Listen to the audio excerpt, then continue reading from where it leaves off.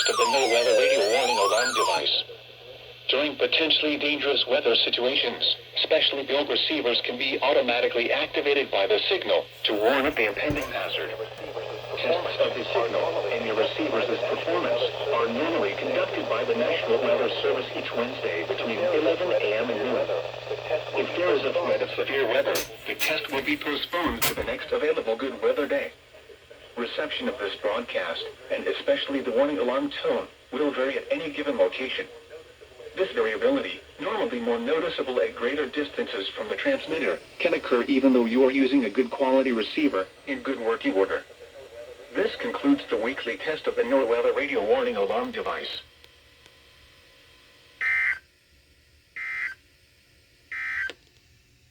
Here's the tropical weather outlook.